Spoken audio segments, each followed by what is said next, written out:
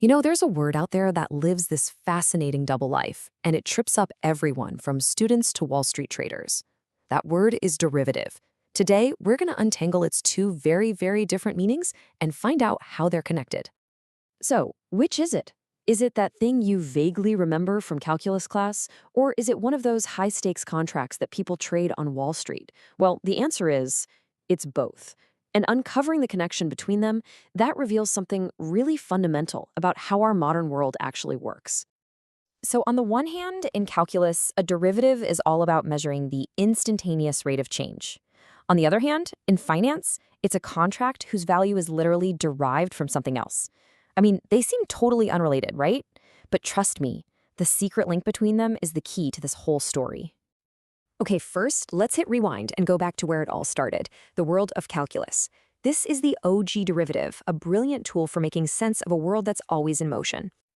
Honestly, the best way to think about a mathematical derivative is as a kind of universal speedometer. I mean, your car speedometer, it just tells you your rate of change in one thing, your position. But a derivative, it can tell you the rate of change of anything, a company's profit, the volume of a balloon, even how fast your coffee is getting cold. But here's the thing. While the idea feels pretty intuitive, the actual math can get a little tricky. This quote right here highlights a super common mistake. You can't just find the rate of change for two different things and multiply them together. Nope. The relationship is way more complex, and for that, you need a special tool. And to deal with that complexity, mathematicians came up with these really elegant tools, like the product rule. Just think of it like a special recipe. It's a formula for accurately figuring out the rate of change when two things are being multiplied. It makes sure you get the right answer every single time. And this is the power of derivatives in action. By following a clear, logical process like this one, we can solve all sorts of real-world problems. Like we can figure out exactly how fast a balloon is losing air just by knowing how its volume is changing. It turns this messy, interconnected world into something predictable. Okay, hold that thought about rate of change. We're about to jump from the classroom straight to the trading floor. Let's see what Wall Street is talking about when they say derivative. Here's the most important thing to get about a financial derivative. On its own, it's basically an empty shell. It's just a contract. It gets all of its value from something else entirely, what they call an underlying asset. That asset is the anchor that connects the whole thing to reality. And that underlying asset, it can be pretty much anything that has a value that goes up and down. We're talking about shares in a company, barrels of crude oil, the exchange rate between the dollar and the euro, or even the performance of the entire S&P 500. So, what's the point of these contracts? Well, there are two main reasons, and they are total opposites. The first is hedging. This is basically using a derivative like an insurance policy to protect yourself from risk. Think of a farmer who wants to lock in a price for their corn so they don't lose money if the market tanks. The other reason? Speculation. This is using a derivative to make a high-stakes bet on which way prices are going to go, hoping for a massive payout. Two of the most common types you'll hear about are options and futures, and the difference between them is absolutely crucial. An option gives you the right to do something, but not the obligation. It's like having a ticket to a concert. You can go if you want, but you don't have to. A futures contract, though, that's a binding obligation. It's a promise you have to keep, no matter what. So we've got math's tool for measuring change, and we've got finance's contract, whose value is based on a changing asset. Are you starting to see it? This is where our two worlds finally collide. I mean, think about it. If you're going to create a contract, whether it's an insurance policy or a bet, that pays out based on the future price of oil, how on earth do you figure out what that contract is worth today? Well, the answer is you have to measure how sensitive that contract's value is to even the tiniest little changes in the price of the oil. You need to know its instantaneous rate of change. Does that sound familiar?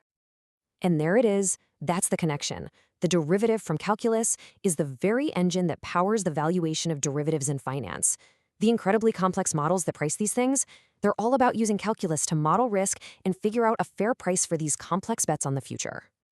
Now, this connection isn't just some clever idea for a textbook. It has massive real-world consequences. It shapes our physical world and our financial world in ways that can be both incredibly useful and incredibly dangerous. On the constructive side, calculus and its derivatives are masters of optimization. A classic problem is finding the cheapest way to build a pipeline from an offshore rig to a refinery on the coast. By using derivatives, engineers can find that one exact point P that minimizes the total cost, saving companies millions of dollars. And here's another super practical example. By understanding the relationship between the volume and the height of the water in this cone, a derivative can tell you precisely how fast the water level is going to fall as it drains out. It's all about predicting change with pinpoint accuracy. But when we apply that same mathematical power to finance, the scale just becomes mind-boggling. The total value of the European derivatives market alone was estimated at 660 trillion euros. That's not millions, not billions, trillions. And that staggering, almost incomprehensible scale is what led the legendary investor Warren Buffett to famously call them this. Because when you combine that much money with leverage and complexity, a tiny miscalculation or one unexpected event can create a catastrophic system-wide meltdown, which is pretty much what we saw in the 2008 financial crisis. So, after this whole journey through calculus and high finance, what's the one big idea you should walk away with? Well, it all boils down to a single unifying concept. It doesn't matter if it's the speed of a car being derived from its changing position or the price of a financial option being derived from the changing price of a stock. The core idea is exactly the same. A derivative is just a way to measure how one thing responds to the changes in another. And that just leaves us with a final thought.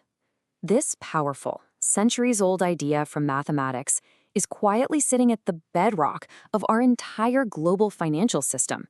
It helps build the world around us. It really makes you wonder, what other fundamental ideas are out there, hiding in plain sight, shaping our lives in ways we haven't even begun to realize?